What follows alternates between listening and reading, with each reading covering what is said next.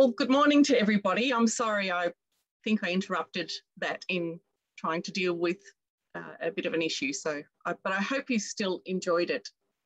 I love Vivaldi's Winter Violin Concerto. Well, I love the Four Seasons, and winter is just so beautiful. So I'm Ingrid Turner, and I'm the elder from the Sydney Templar community. Welcome to our July service. To celebrate winter, we just heard Winter for the Four Seasons, and it was played on ancient instruments by Cynthia Vogel and the voices of the music ensemble, and they're a award-winning early music ensemble. Did you notice the old instruments? They look different. The bows are more spiky and curved, and the keyboards, well, they had two rather than one harpsichord. So I wonder whether that's got to do with the range. They're also mechanical. So I wonder whether that, I'm not an expert. There might be someone who can comment on that. And there was that very large grand lute, which you rarely see on a modern stage. They were played differently too. I learnt violin for a bit, and you hold a modern violin bow right at the end, whereas they were holding the bow quite high up, about towards the middle. And I think that's because the gut strings, they have to kind of brush them more rather than, I guess, zing them, or, you know, it's a different action, a sharper action. And the sound is quite different, a little bit kind of thinner, but then not as metallic as our modern instruments. And I guess I included, and you're actually going to hear different musicians perform the other parts or movements of Vivaldi's chilling winter piece later in the service. And it's sort of to show you that you can do the same thing, but you can do it in different ways. And by doing it in different ways, you can make things sound quite different. It can access different people in different ways. And by modernising the piece, when we look at in the next examples, you'll see that it's still as beautiful, just different. And we'll come back to this right at the end of the service. So here I am in lockdown in Sydney, but it's so wonderful to be online with you. I wonder what the weather is like your way. It is sunny here and pretty chilly though in Walkham Hills. Went down to 8 degrees last night, which is really cold for us. And unlike Melbourne homes, Sydney homes have little insulation. So a big doona or federdecker is much needed here, sometimes well into the morning, which is just so sad when you're in COVID and you just have to sleep in. Anyway, whilst I can't see you, I think of you. I try and imagine who's listening, all the deeply beautiful people that have just filled my life, all of my life. And it's quite moving that members of our little society are all here, and to be given the honour of connecting with you from afar is just beautiful. I hope that life is treating you well. This month, as we in Sydney are in lockdown land, the COVID Delta virus is in town. Gladly in Victoria, for once, you guys are free. I hope you enjoy your freedom, my dear friends. Gloat about it, beam and relish it. You so deserve your freedom and enjoying living a more normal life. I hope, however, that if you're struggling, that you take time out every now and then to have a little break, a refresh, and do ask for help. It might just be the presence of someone sitting silently next to you, if they're in your household, if they're in Sydney or in most parts of Australia who are also in lockdown, or a phone call to just download it and share the burden with someone else. They may not be able to help, but it feels good to feel you're not alone. For those who are travelling well, a quick check-in on people in your circle who are doing it a bit tough could do the world of good too. As Templars, we are here through our gorgeous Jan and Martina, and really, as a community, we have your back. Just let us know. Today's passage. Today's rostered passage is Matthew 5, verses 13 to 16, and it's known as the Salt and Light passage. We have a recording of it. You are the salt of the earth, but if the salt has lost its flavour, with what will it be salted? It is then good for nothing, but to be cast out and trodden under the feet of men. You are the light of the world. A city located on a hill can't be hidden.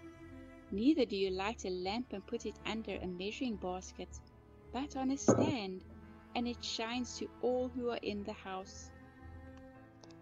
Even so, let your light shine before men, that they may see your good works and glorify your Father who is in heaven.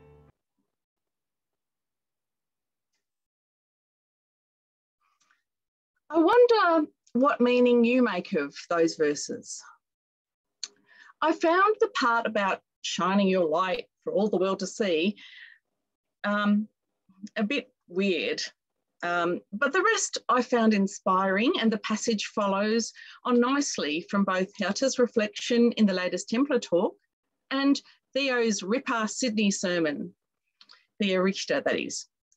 Sadly, COVID forced Theo's Sydney visit to be abandoned, but he generously sent up his sermon to us, and kindly and beautifully, Jan Johnson read it out to an appreciative community.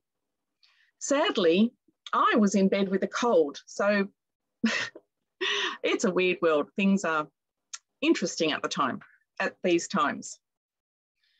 Both Theo and Helta included and talked about what it is to be a Templar, that actions are as important as beliefs and intentions. To really take the meaning and apply it throughout your lives is what the Temple Society is all about.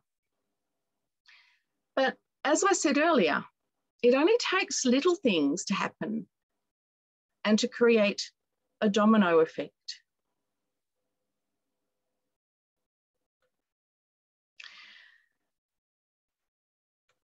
I'm just realised that I've got to change spots a little bit.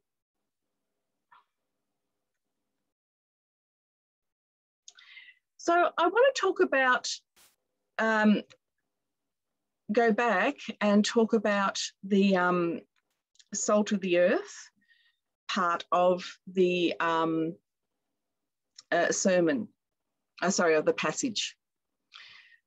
So whilst Herta and Theo talked about how we can, how Templars express themselves and how to be a Templar, I wanted to talk to you to go back to the passage and just see how that was relevant. So you may have heard of, I'm just talking about the first two parts, about the salt of the earth. You may have heard the phrase salt of the earth. You know, things are said like, she is the salt of the earth, or salt of the earth, yeah, those people. You kind of get the impression of someone who is unpretentious, trustworthy, honest, but hardworking, respected for conscientiously just getting the job done. Indeed, according to the Merriam-Webster Unabridged English Dictionary, The term salt of the earth refers to some individual or group or people who represent the best or noblest elements of society. This is often used to refer to a good, honest, dependable person who others rely on. This honest person often performs good works. And I think that pretty well describes what Jesus was referring to, people that actively live goodness in their lives. Salt, why was that used? It was a highly valued commodity in ancient times as a preservative and a taste enhancer. No fridges meant food preservation was vital for survival. But other phrases used, other phrases used salt to indicate value, worth their weight in salt. Romans were paid in salt money, and that term salt money morphed into today's term salary. Arabic cultures used salt to seal legal deals. The participants ate salt as a sign of this in front of witnesses. So the idea of salt being highly prized is used to indicate a highly valued person. Jesus was saying that if you're a follower, that to really fulfill that value, is when you put your beliefs into action. You have to live your values and beliefs. You have to live by the values that come from those beliefs. Otherwise, your faith is worthless. It is thrown out onto the ground and stomped on, as it is worthless. As Templars, this concept is intrinsic. It is also empowering us, the individual, to make our own value-based decisions every day as we live our lives, to only do good when you go to church. It doesn't cut it, but to do it every day. As Nike says, just do it. Theo went on further in his sermon, and I will quote him. One of the most important attributes we can have is to apply our faith as Templars.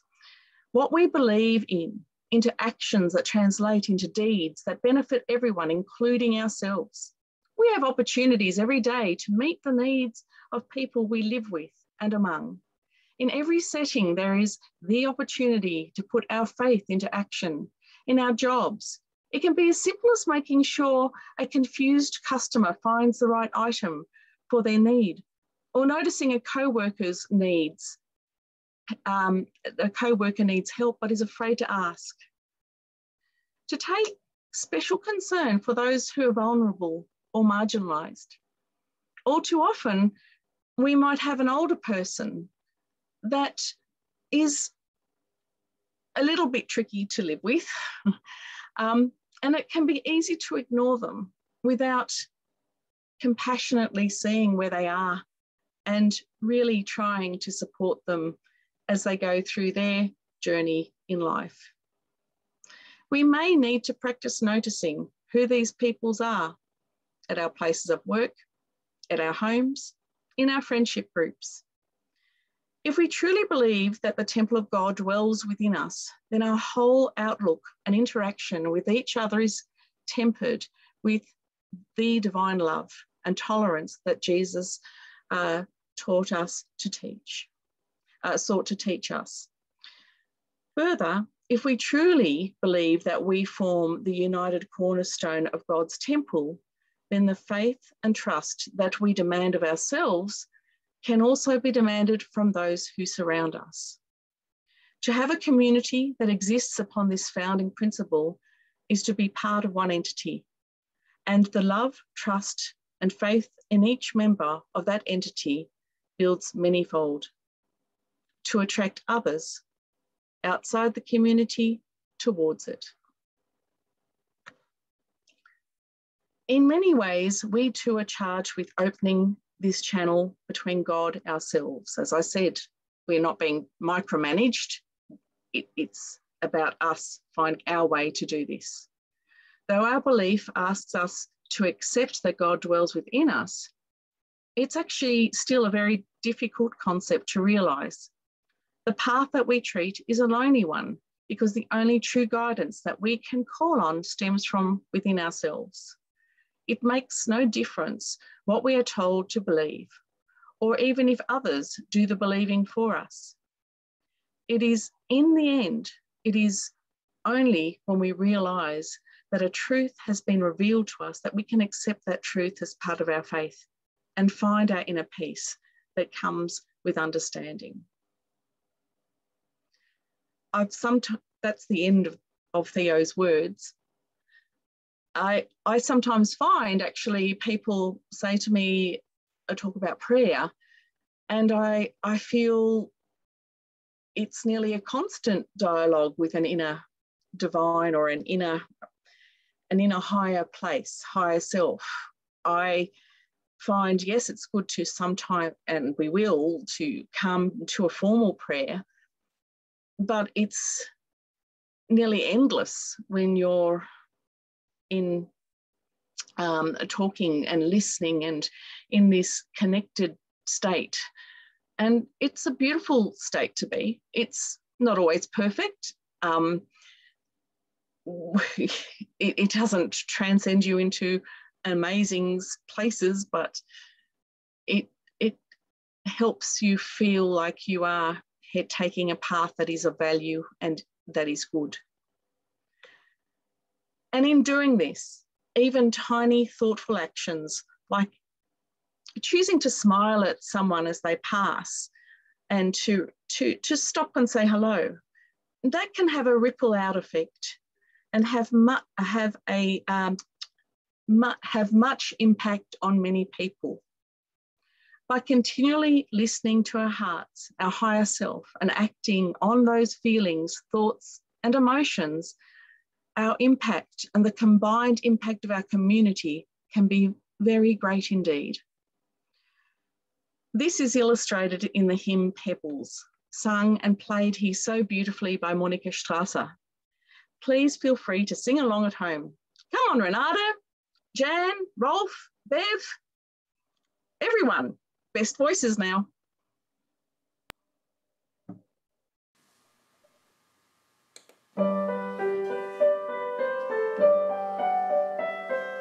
One little pebble and the circles begin. Circle in a circle, they go on without end. Ripples on the water move across the pond. The pebble disappears, but the circles move along. Circles on water from one little stone. The water is smooth if you leave it alone. Each pebble you toss makes a difference, you see. The ripples that circle can touch you and me.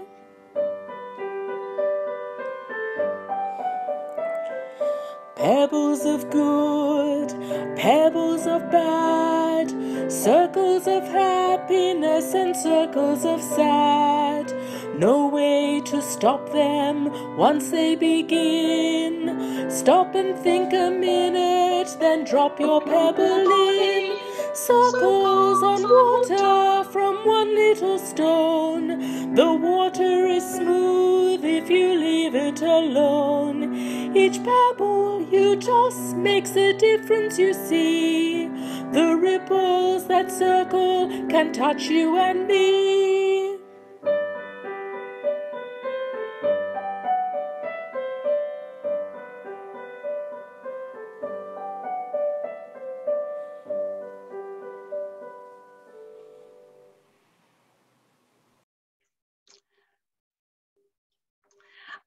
I hope you enjoyed that.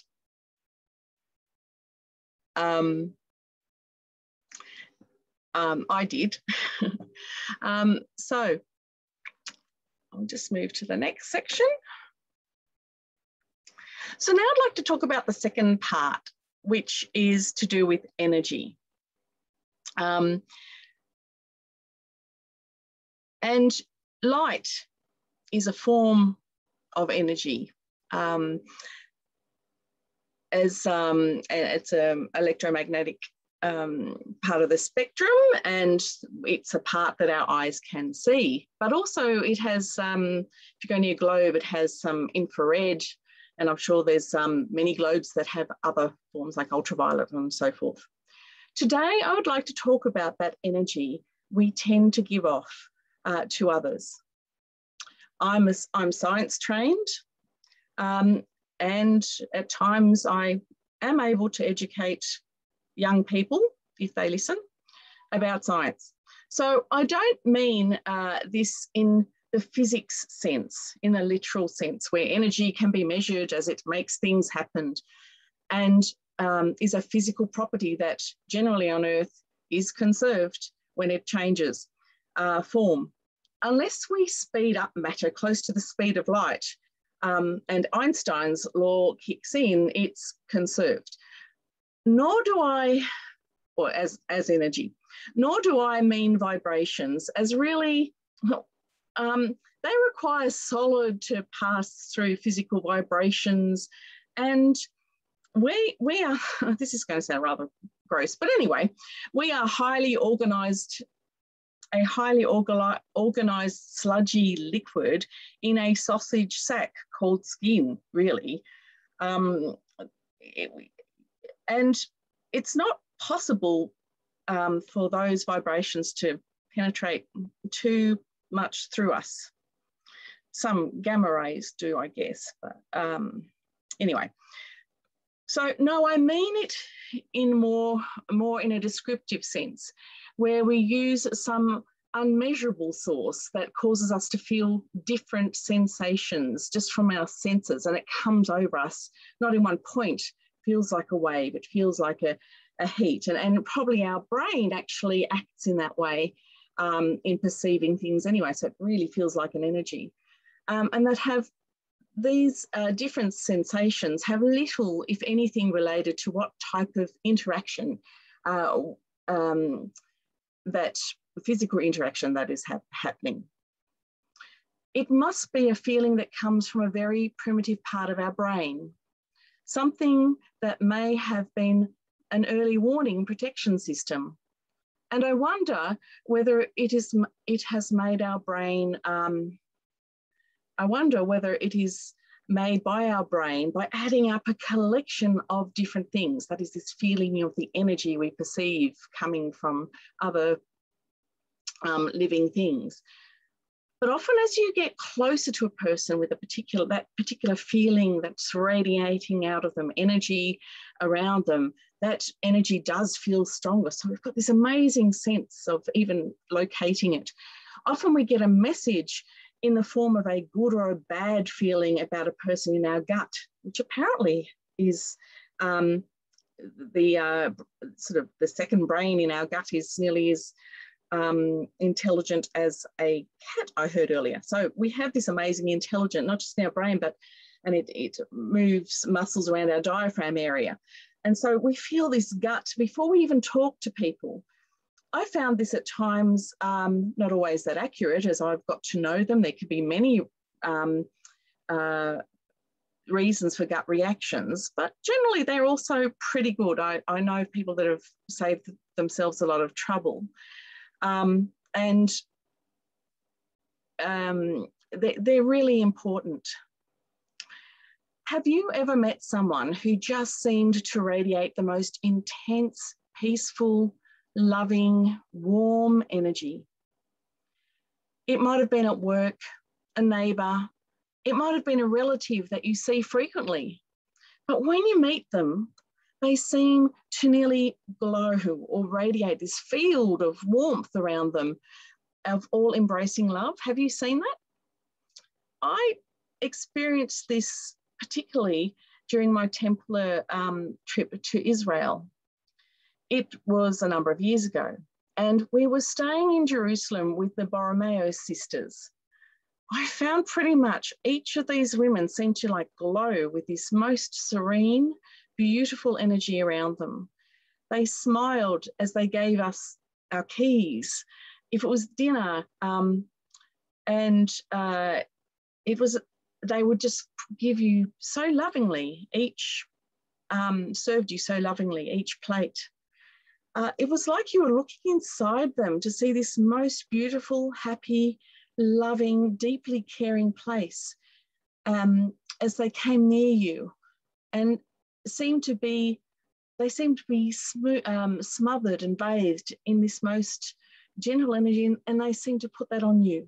It felt like it was you were being bathed in that energy. It made me feel a bit weird, actually, in that, in comparison, I did not have that energy. I had a far more naughty, distracted, as poor old Angie's been discovering with my wonderful non-existent idea of deadlines, creative maybe, yeah. So I was a little bit affronted by going, wow, these are women are good. But as the days went on, I did wonder, you know, is it just me? But we actually all started commenting, people on the tour started to comment, you know, it was this universal experience of being just bathed in the radiating love from these women.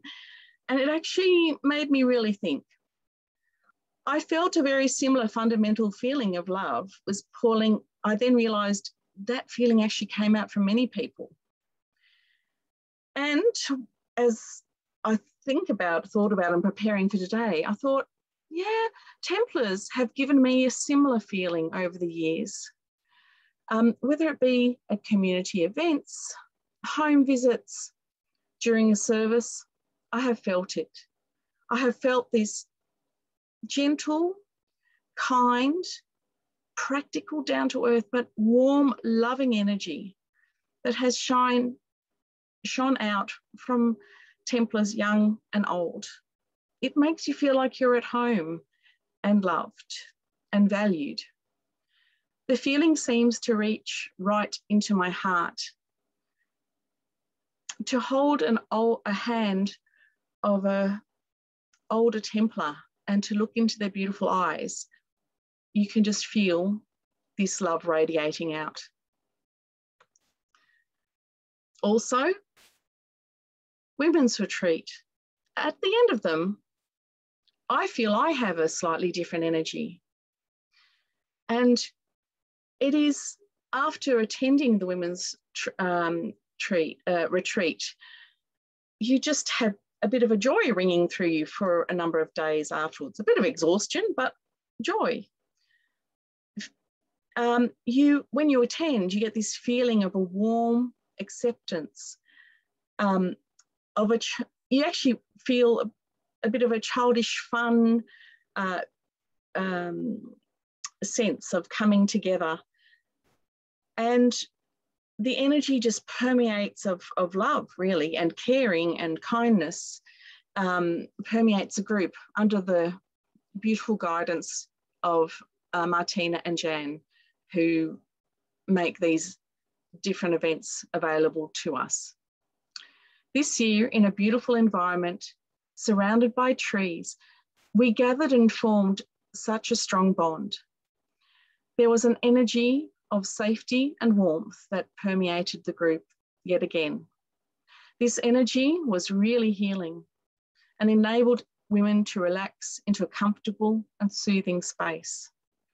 I know the friends that I have brought from outside the community to women's retreats have found it too, and most of them have either come along to further Templar events or have wanted and come to many of the women's retreats. So it's just a beautiful way to connect with each other and also to shine our light outwards.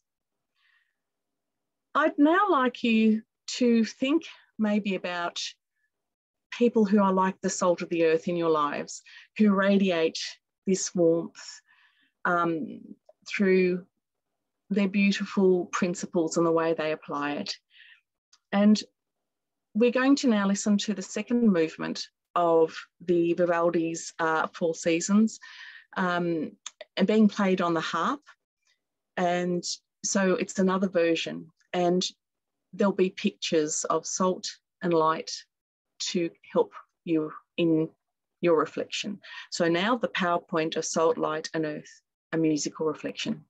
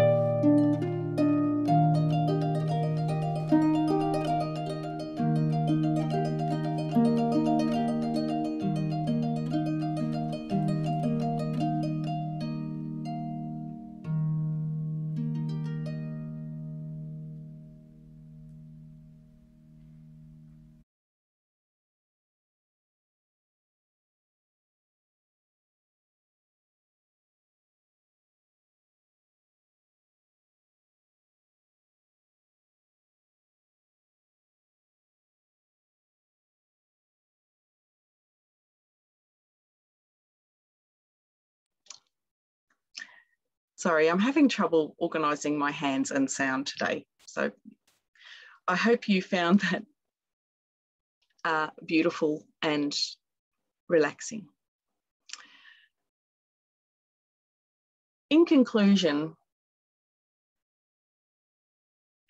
SALT being having a community focused on living their inner truths and supporting each other doing that is a really powerful thing, and it can't be hidden. I do think, though, as a temple society, it is now about connecting that to others and to valuing it so that we really see how special it is. And just knowing that we're very lucky to have it, I think gives out a vibe to other people, that it's a really good thing to join in with. We have to constantly change, just like the musicians that perform any music, and for music to stay relevant and vibrant, the performances change. Being part of a group is to give and to value the differences, especially as of our younger people. However, whilst we change, now younger people are fully involved with the changing world, which is changing more and more quickly. And we need to understand that and really go with it and use it as a vehicle to keep young and our message relevant. So whilst we change how we operate, it's really important that we keep our values the same. So the spiritual values that are underneath us that we've discussed earlier, the idea of trying to put Jesus' teachings in practice, they stay constant. These values are the humane and environmental values based on listening to our inner conscience with support, not being told what to do. The focus is on maintaining up-to-date knowledge as well and supporting growth of each member's journey when one is a Templar. We do need to change to stay relevant and vibrant and to connect with the people around us. It may seem slow for some, but to start any journey always takes time. The force of it, going back to physics, when you start looking at the force on a car, the force to get a car rolling is greatest at the start and tapers off when you're going along at a steady speed. An avalanche is preceded by the tiniest of slides that are most perfectly placed. So the momentum preceded by these slides is spread and grows. It is not absorbed until huge masses of snow are swept up and take on their journey down the mountain. Especially for the big life-enriching journeys, it takes time and effort and thought to draw together all the resources that you need. And around our community, the number of tiny things that are happening, the myriad of quality structures and changes already in the process of being planned and being made are the best way for us to move forward and shine our light and shine our energy out onto the world so that others can choose perhaps to join us or at least to be part of us, to come on the walk with us. I talk to a few Templars now, and I really get the feeling that Templars and our unique society has continued this stride. We know a stride of future promise. We know that the society is valuable, and so many are working tirelessly to make it grow into the future. John and his team of amazing workers, the focus groups, who despite the major issues that COVID has sent our way, common from building our new way of connecting to the world at our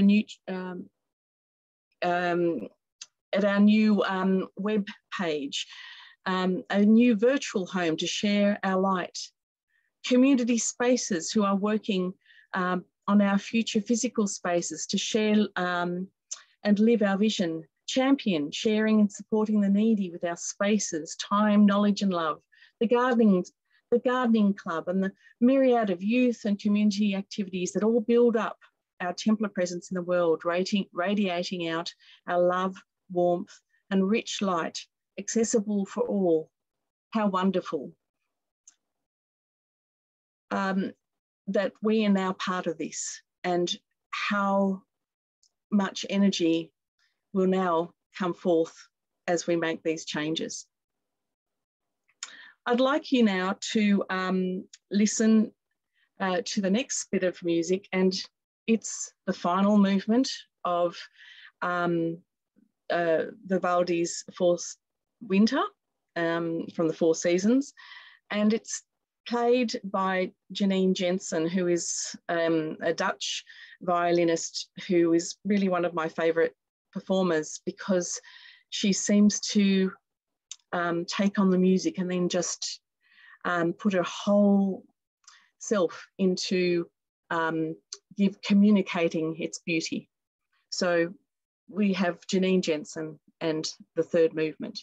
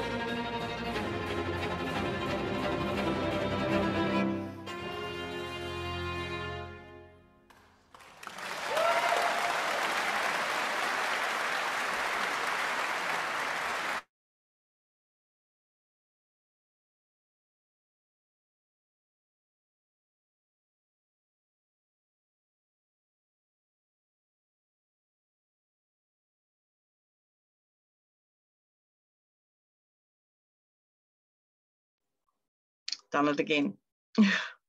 I've come to the end of the sermon, and pretty much I hope that you're able to get some value and meaning from it. If not, just listen to some beautiful Valdi, really. I think that we're going to be having a group chat afterwards. But I hope that it's been helps you to identify that really around us, particularly in our community, we have so many people that are salt of the earth. And we're just so fortunate that we have a community that already radiates such beautiful light. Amazing young people who in our community are allowed to fully think and fully contemplate all the different things that come into their world and to develop their own belief system without any real boundaries, maybe guidance, but no real boundaries. And then because we rely on really living these, our ethics and our morals as a part of our belief system, we're able to not have old ways of thinking, stopping inviting and including everybody as the world changes.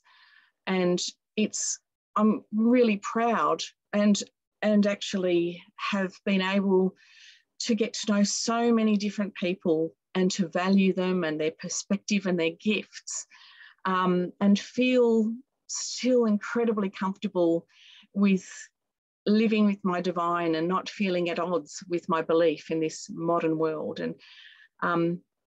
And therefore, apart from when I'm really late with things and making some of the best stuff-ups in the world, I'm able, hopefully, to give out the warmth that has been so generously given to me. So I wish you all a wonderful rest of the day. We will end now with a very little prayer, and then the encore from Janine's performance. She had performed, of course, the whole 4 seasons in a chamber concert that, and she sort of has led. She actually organised this chamber celebration, and this was her kind of key performance at that. So after we have had the little prayer, they did do an encore, so they're quite relieved, and she's able to even happily devote herself. And look, at this time of COVID, I felt, let's get away from winter, because the encore is actually is summer. Summer's the third movement, so it's joyous. So we'll end up on a joyous note. But first, just a little bit of a prayer. So if you want to bow your heads or what you feel comfortable doing. We give thanks for being part of such a loving, open, intelligent-based or knowledge-based faith community, one that has stayed relevant, one that has facilitated so many people to have warm and loving communities to grow up in, and therefore far beautiful lives. We are grateful to our amazing, incredibly talented and very patient workers who support all of us, and so facilitate us to engage and have amazing experiences together. We are grateful to our leaders who voluntarily give up time to conduct our community and allow us to connect. People who are some of the most salt of the earth people, yet who radiate such amazing life. It is humbling how many great volunteers and leaders we have in our community, and I give thanks for that. I also give thanks for us living in Australia with its beauty and its caring government that has enabled us to miss the true horrors of COVID, and with a community that are unified to care for each other.